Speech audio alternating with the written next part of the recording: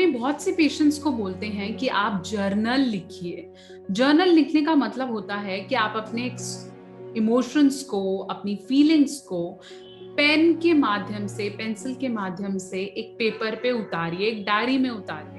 बहुत सी mental health problems के लिए जर्नल लिखना बहुत ज्यादा इंपॉर्टेंट माना गया है और इसके रिजल्ट्स भी बहुत ज्यादा अच्छे हैं। तो आज मैं अपनी इस वीडियो में बात करने वाली हूँ कि किस तरह से जर्नल को लिखना चाहिए, कितने तरह की जर्नल्स हो सकती हैं, किस तरह से अपने विचारों को व्यक्त करना है ताकि हमें मैक्सिमम से मैक्सिमम रिजल्ट्स मिल सके। जो भी आपके क्वेश्चंस हैं जर्नल लिखने से रिलेटेड इस वीडियो में मैं कवर करूंगी। Hi, I am doctor Neha Mehta. मैं एक क्लिनिकल साइकोलॉजिस्ट हूँ और पिछले 10 साल से प्रैक्टिस कर रही हूँ। मेरा क्लिनिक हिसार हरियाणा में है। सबसे पहले इस वीडियो को लाइक करें, शेयर करें और इस चैनल को सब्सक्राइब करना नहीं भूलें ताकि बहुत सारी साइकोलॉजिकल वीडियोस लेकर मैं आप लोगों के साथ जुड़ती रहूं।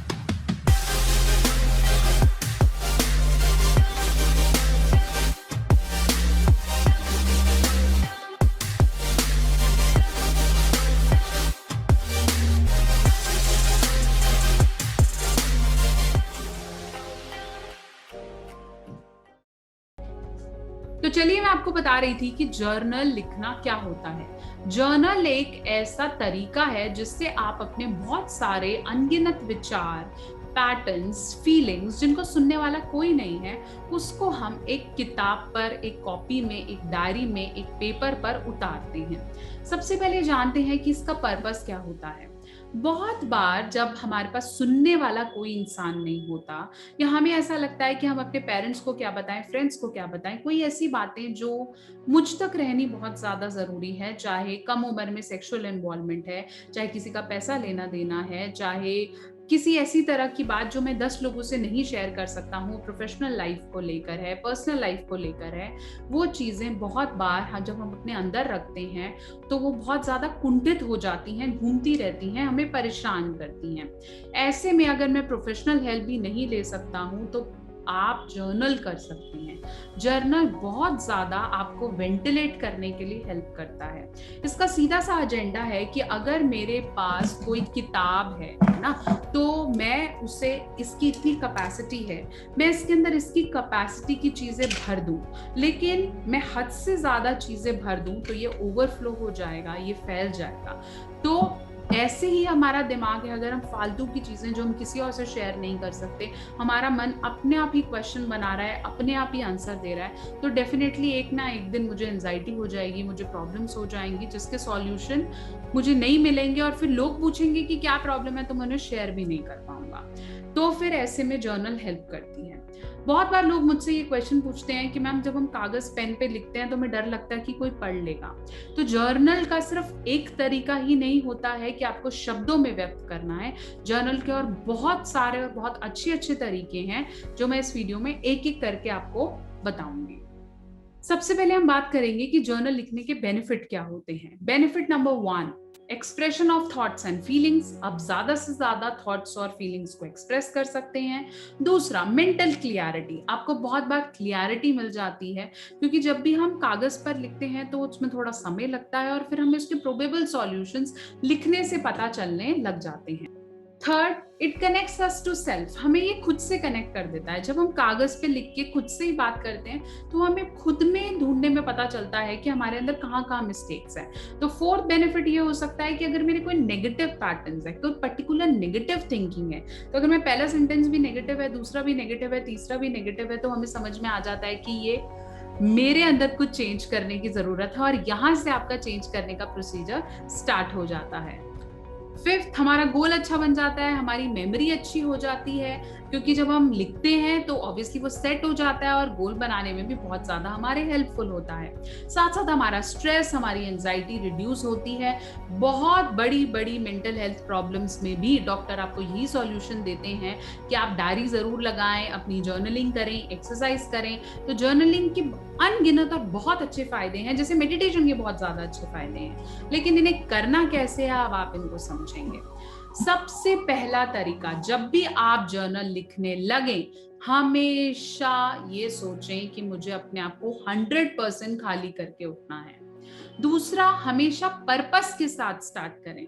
अगर आप जर्नल लिख रहे हैं, चाहे आप डेली जर्नल लिख रहे हैं, रोज के दिन की मैं लिख रहा हूँ, आज मेरा दिन कैसा रहा, मैंने क्या फील किया, आज क्या गलत हुआ, क्या सही हुआ, चाहे आप डेली जर्नल लिख रहे हैं, लेकिन उस जर्नल के लिए भी जरूरी है कि आप पर्पस से शुरू करें। जैसे कि मुझे आज इस दिन को इस हिसाब से व्याख्यान करना है। ऐसा नहीं है आप कुछ भी लिखकर बैठ गए, आधा लिखा आधा नहीं लिखा, तो वो गलत भी हो सकता है। Second thing, fix notebook. जब भी आप जर्नल लिखने लगे, एक ही पर्टिकुलर नोटबुक या एक ही पर्टिकुलर डायरी लगाएं। बहुत लोगों को ये प्रॉब्लम रहती है कि दो चीजें उसमें लिख दी, दो उस पन्ने पर लिख दी, दो यहाँ लिख दी, फिर वो किसी और के हाथ लग गई तो प्रॉब्लम हो गई। और बार बार जब हम अलग अलग चीज जगह लिखते हैं तो वो डेफिनेटली असर नहीं कर पाती है। तो एक पर्टिकुलर डायरी खरीदें, एक पर्टिकुलर नोटबुक खरीदें जिसमें आप अपनी जर्नलिंग कर सकें।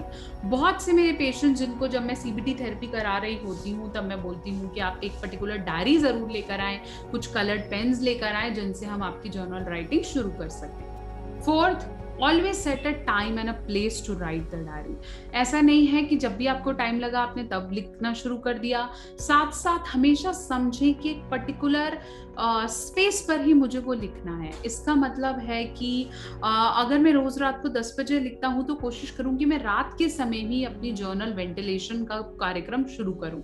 अगर मैं, वैसे तो आप कभी भी कर सकते हैं, लेकिन स्पेशली उन पेशेंट्स के बारे में बात करूं जिन्हें थोड़ी थोड़ी घबराहट या स्ट्रेस रहता है, तो एक पर्टिकुलर टाइम पे लिखेंगे तो वो आपको हेल्प कर पाएगा।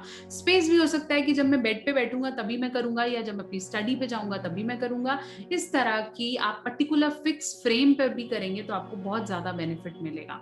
ऑलवेज अंडरस्टैंड कि रोज करना है, स्पेशली अगर आपको प्रॉब्लम ज्यादा है तो डेली जर्नल राइटिंग बहुत अच्छी होती है। कई लोग ऐसा कहते भी हैं कि 3 दिन किया फिर 1 महीना छूट गया, फिर 4 दिन किया फिर 1 महीना छूट गया, तो इसका रिजल्ट आने में प्रॉब्लम है। रोज लिखिए, चाहे अच्छा लिखिए चाहे बुरा लिखिए। और भी वो लोग हैं जो मुझे क्वेश्चन करते हैं कि क्या मैम मैं जर्नल अपने फोन में कर सकता हूँ, लिखना तो अब बहुत पुराना हो गया, फोन पे लिख दूं?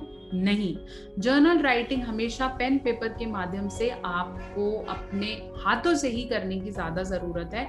फोन पे आप जर्नल राइटिंग ना करें। लेकिन अगर आपको कोई गोल ड्राफ्ट कर रहे हैं और आप अपना लैपटॉप यूज करना चाहते हैं उसके लिए, तो आप डेफिनेटली वो ट्राई आउट जरूर कर सकते हैं। मेन है एक्सप्रेशन। अगर आपको लैपटॉप ही ज्यादा कंफर्टेबल है तो आप डेफिनेटली उसे यूज कर सकते हैं, लेकिन राइटिंग हमेशा बेनिफिशियल रहती है। साथ साथ अपने प्रॉम्प्ट्स रेडी रखें। अगर आपको लगता है कि लिखते वक्त मैं एकदम से भूल जाता हूँ कि कहाँ से शुरू करना है, तो आप अपने प्रॉम्प्ट्स रेडी रख सकते हैं। How I feel about, how was my day, I am feeling today like this, my only desire for today is what I have to do tomorrow. इस तरह से छोटे छोटे प्रॉम्प्ट्स को रेडी कर सकते हैं ताकि आपको लिखने में प्रॉब्लम्स ना हो। बहुत सारी जर्नल्स मार्केट में बनी बनाई भी मिलती हैं जिसके अंदर quote of my day, what I have to do, छोटे छोटे पॉइंटर्स ऑलरेडी प्रॉम्प्ट्स के साथ स्टार्ट किए हुए होते हैं। आप चाहें तो वो जर्नल्स मार्केट से ऑर्डर कर सकते हैं, जिनके क्वेश्चंस को पढ़ते ही आपको उसमें लिखने की क्यूरियोसिटी जग जाती है।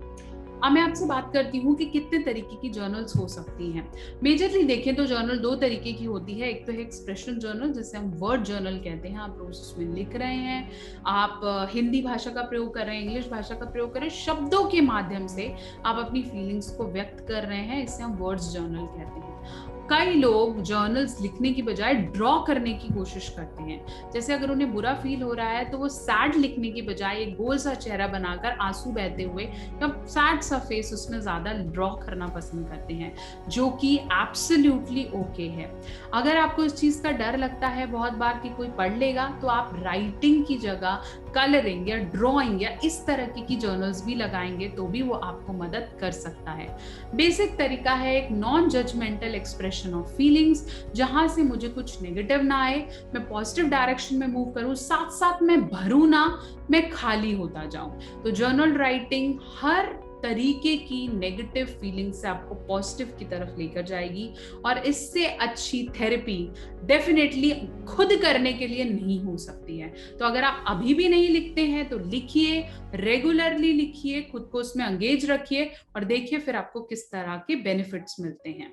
तो आशा करती हूँ कि मेरी वीडियो आपके बहुत से क्वेश्चंस के आंसर कर पाई होगी। बने रहेंगे, जुड़े रहेंगे। सबसे पहले इस चैनल को सब्सक्राइब करना नहीं भूलेंगे। इस वीडियो को लाइक कर दीजिए और प्लीज एक थम्स अप दीजिए, शेयर कीजिए। बहुत जल्दी मिलते हैं एक नई वीडियो के साथ।